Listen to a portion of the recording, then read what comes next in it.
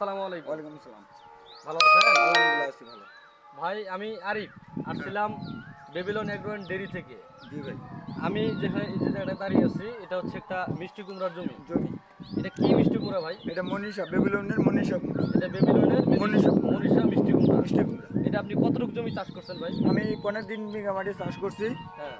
মোটামুটি মনে করেন যে কুমড়া আমি 87,000 টাকা বিক্রি করছি। আমার মাটি কাটা জমি। মাটি কাটা জমি। মাটি কাটা জমি। অর্থাৎ আমরা যে জমিটা দেখতেছি এটা হচ্ছে একটা খাল জমি ছিল। খাল জমি ছিল। এটাতে মাটি কাটছেন আপনি? এটা মাটি কাটছি, মাটি কাটে আমি কুমড়া কাটছি। মাটি কেটে কুমড়া লাগাইছেন? কুমড়া লাগাইছি। এবং জমির পরিমাণ মোটামুটি 3.5 বিঘা। 3.5 বিঘা। 3.5 বিঘায় আপনি কি পরিমাণ কুমড়া ভাঙছেন? 87,000 টাকা বিক্রি করছি। মোটামুটি 140 মণ আমি পাকা দিছি। 140 মণ পাকা কুমড়া বিক্রি করছেন? বিক্রি করছি। 87,000 টাকা কুমড়া বিক্রি বিক্রি করছেন। করছি। তাতে কি আপনি সন্তুষ্ট? আমি সন্তুষ্ট। আলহামদুলিল্লাহ আমি সন্তুষ্ট।